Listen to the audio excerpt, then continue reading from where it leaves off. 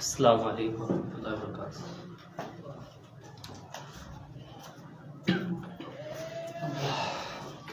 الحمد للہ رب العالمین والصلاۃ والسلام علی رسولہ الکریم، اما بعد، رب اشرح لی صدری ویسر لی امری واحلل عقدۃ من لسانی یفقہوا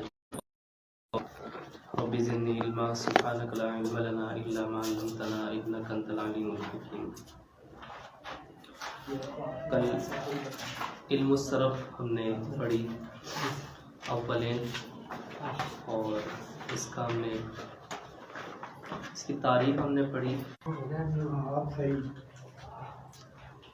تو یہ انتہائی اہم علم ہے۔ دیکھیں، یہ علمی کلاس ہیں، اور یہ علم کا وہ درجہ ہے جو ایک مشکل درجہ ہے۔ یہ بالکل بیسک کلاسیں نہیں ہیں، اس کے اندر آپ کو جو علم دیا جائے گا وہ بہت بڑے لیول کا علم ہے۔ تو اس کے اندر جس قدر آپ کے اندر سنجیدگی ہوگی اور جتنا اخلاص ہوگا اتنا ہی آپ کا دل کھلتا چلا جائے گا۔ اگر سنجیدگی نہیں ہوگی تو پھر آپ کے لیے علم حاصل کرنا بہت مشکل ہو جائے گا۔ تو میرا مشورہ یہی ہے کہ آپ اس میں مخلص ہو کر اور سنجیدگی کے ساتھ کلاس کے اندر بیٹھیں، اور دوران تدریس، دوران علم حاصل کرتے وقت منہ کے اندر آپ کے کچھ بھی نہ ہو، کوئی چھالیاں، کوئی کھانے پینے کی چیزیں کچھ بھی نہیں ہونی چاہیے، یا پھر آپ کے چہرے کے اوپر مسکراہٹیں ہوں، آپ ہنس رہے ہوں، تو یہ بھی نہیں ہونا چاہیے۔ ہم نے پڑھا کہ علم صرف وہ علم ہے جس سے صیغوں کی پہچان حاصل ہوتی ہے۔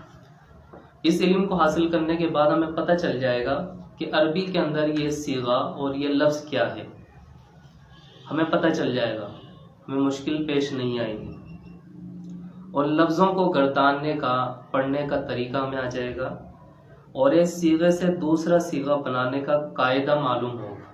ایک ورڈ سے دوسرا ورڈ کس طرح سے بنایا جائے گا، یہ ہم عربی کے اندر سیکھیں گے۔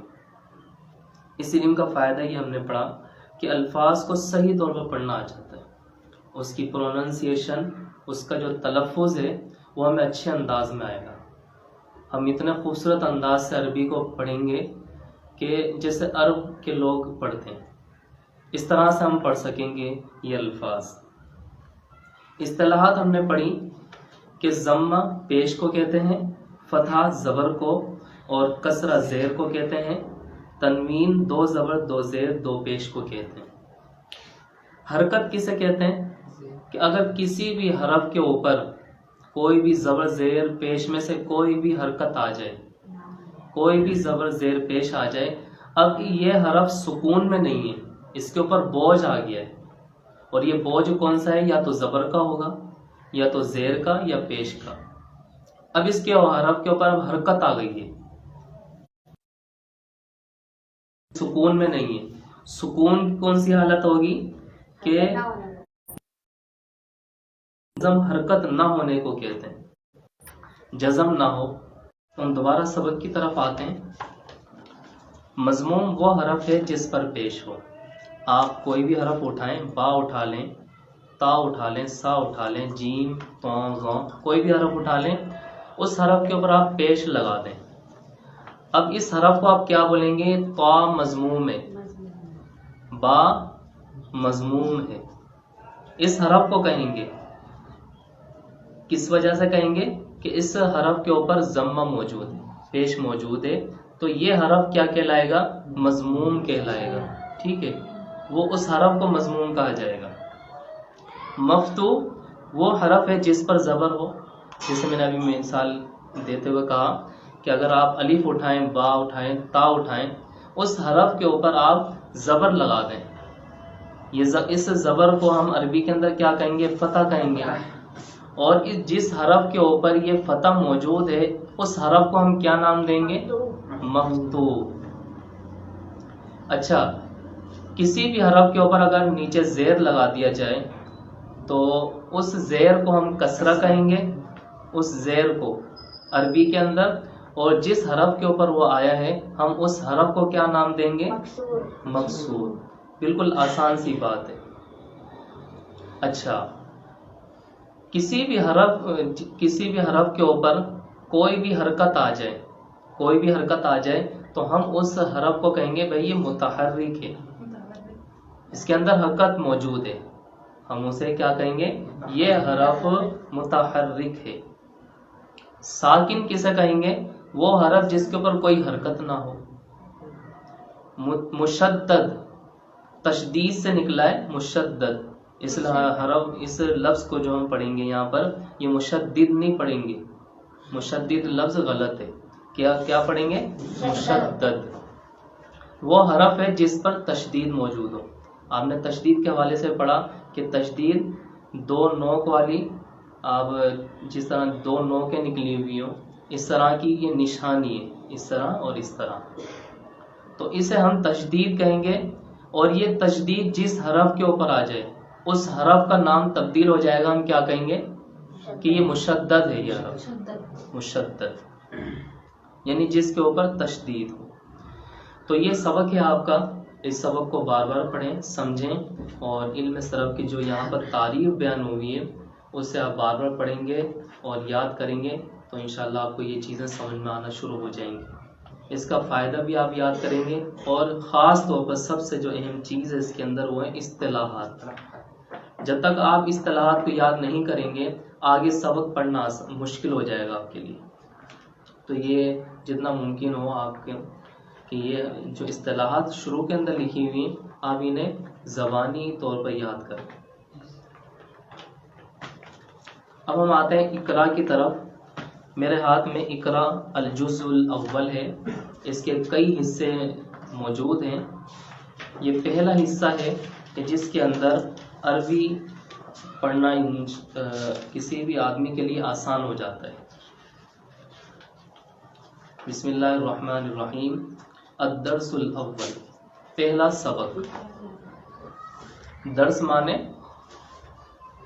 کا معنی ہوتا ہے الاول معنی پہلا.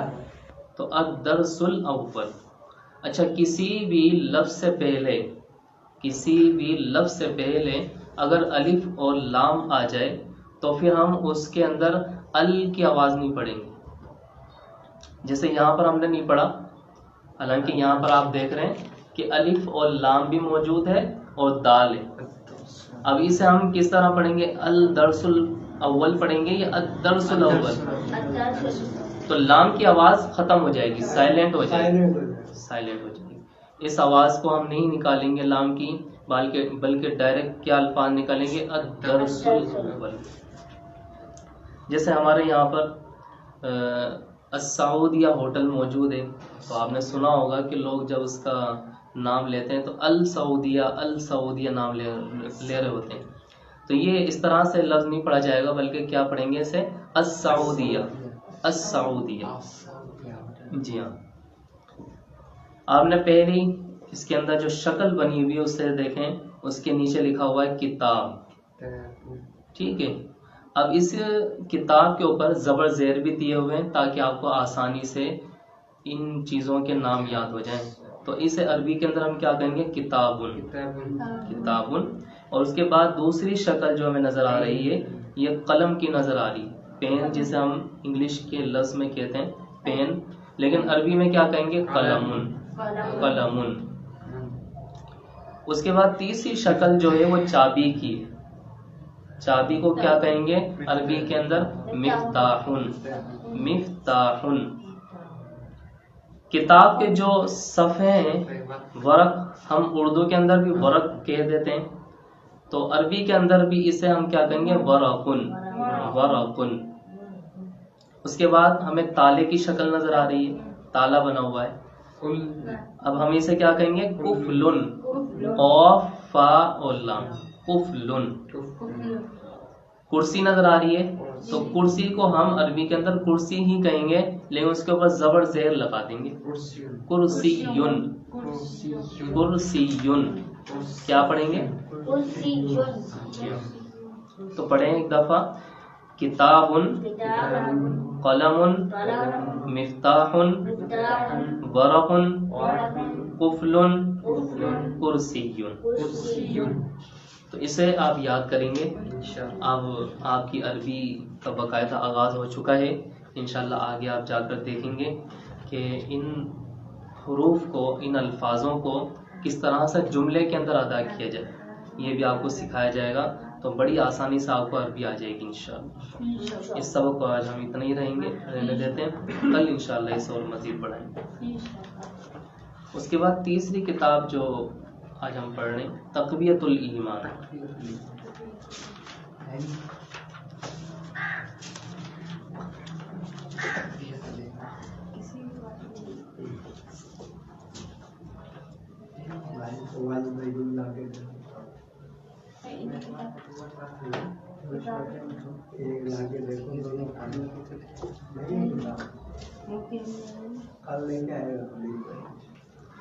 کتاب نہیں ہے.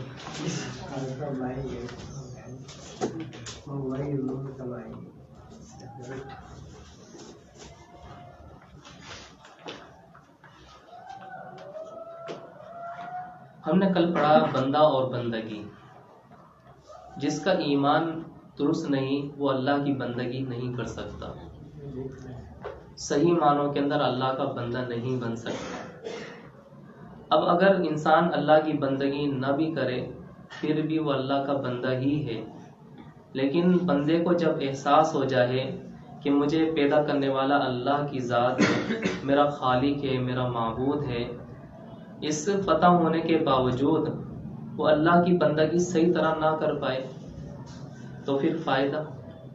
وَمَا خَلَقْتُ الْجِنَّ وَالْإِنسَ إِلَّا لِيَعْبُدُونَ. میں نے جنات اور انسان کو صرف اپنی عبادت کے لیے پیدا کیا ہے.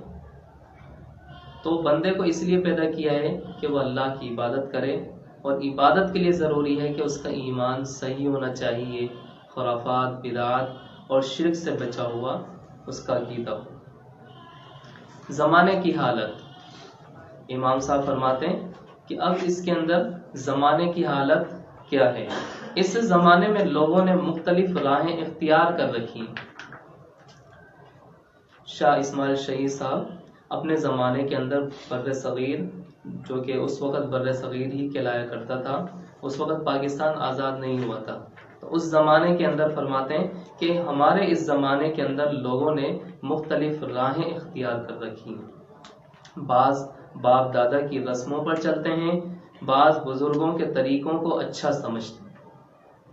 باپ دادا کی رسموں پر چلنا، آج ہمارے معاشرے کے اندر بھی جو دین ہمارے پاس ابھی بچا کچا ہے وہ باپ دادوں کی رسمیں ہی ہیں. بس کسی سے اگر کہا جائے کہ بھئی یہ دلائل ہیں، قرآن و سنت کے دلائل موجود ہیں، یہ قرآن و سنت کا حقیقی راستہ ہے، وہ آگے سے جواب یہ دیتے ہیں کہ ہمارے لیے ہمارے باپ دادا ہی کافی ہیں، ہم ان کے دین کو نہیں چھوڑ سکتے، ان کی رسموں پر چلنا ہی پسند کرتے ہیں.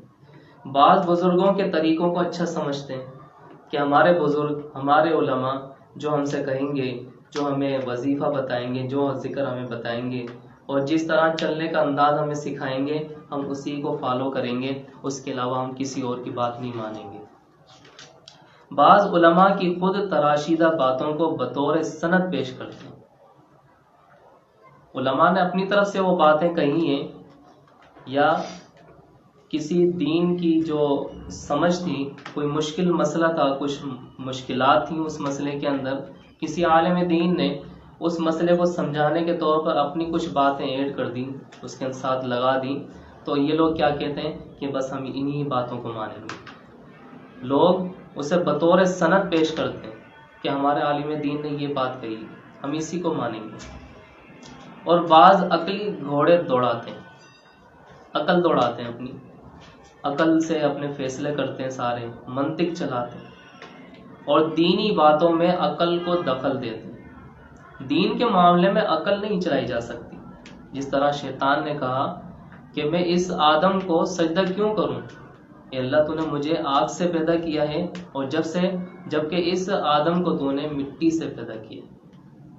اور آگ کا معاملہ کیا ہے؟ آگ کو آپ جلائیں وہ اوپر کی طرف اٹھے گی، وہ بلند ہوتی ہے، اس کی فطرت میں بلند ہونا ہے. مٹی کے اندر عاجزی ہے، مٹی کو آپ پھینکیں وہ نیچے کی طرف گرے گی. اڑے بھی نہیں، اور نیچے کی طرف گرنا اس کے اندر یہ اس کی فطرت میں۔ اللہ رب العالمین نے انسان کی فطرت میں عاجزی رکھی ہے، جبکہ جنات کی فطرت کے اندر اللہ تعالیٰ نے سرکشی رکھی۔ شیطان نے اسی سرکشی اور اسی عقل کی بنیاد کے اوپر کہا کہ میں کس طرح سے اس عاجز انسان کے سامنے سجدہ کروں۔ سب سے بہتر راہ کون سی ہے؟ بہترین راہ یہی ہے کہ قرآن و حدیث کو معیار بنایا جائے، شرعی امور میں عقل سے دخل نہ دیا جائے۔ شریعت نے جو امور، جو معاملات ہمیں دیے ہیں، ان کے اندر اپنی عقل پیش نہ کی جائے، اپنی عقل استعمال نہ کی جائے، اور انہی دو چشموں یعنی قرآن اور حدیث سے روح کو سیراب کیا جائے۔ قرآن اور حدیث ہی ہمارے لیے کافی ہیں، اور اللہ رب العالمین نے اس پوری شریعت کے اندر تمام مسائل کو حل فرما دیا ہے۔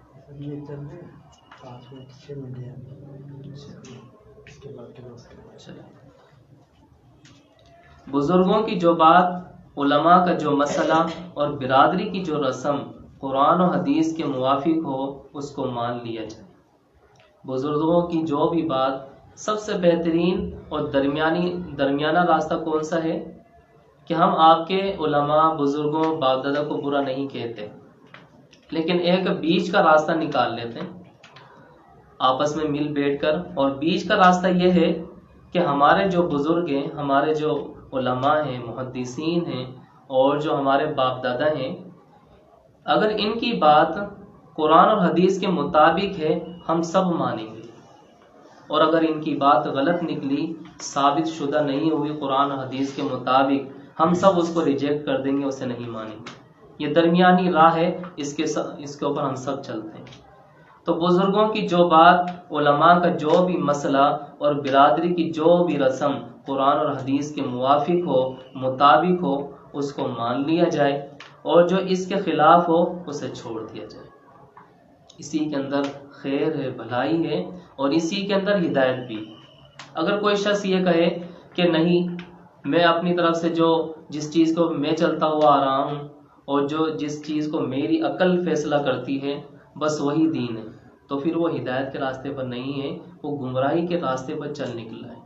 تو ہمیں چاہیے کہ جو بھی بات ہمیں علماء کی طرف سے، بزرگوں کی طرف سے اور باپ دادا کی طرف سے ملے، ہم ضرور قرآن اور حدیث کے مطابق بھی اسے چیک کریں، اسے جانچیں، اس کی تحقیق کریں، تلاش کریں کہ آئے یہ بات واقعتاً قرآن اور حدیث میں موجود ہے بھی یا نہیں۔ اگر ہے تو ہم سب اس کے اوپر عمل کرتے ہیں، اور اگر نہیں تو پھر ہم اچھے انداز میں، احسن طریقے سے اس بات کو چھوڑ دیا جائے۔ اللہ تعالیٰ کی رضامندی بھی اسی چیز کے اندر ہے۔ باپ دادا کے دین کو فالو کرنے کے اندر اللہ کی رضا شامل نہیں ہے، اللہ کی رضا اللہ کے نبی صلی اللہ علیہ وسلم کی سنت کے اندر شامل ہے۔ بس آج کا سبق ہم یہیں پر ہی ختم کرتے ہیں، کل سے انشاءاللہ اسے مزید چلائیں۔ وآخر دعوانا الحمدللہ۔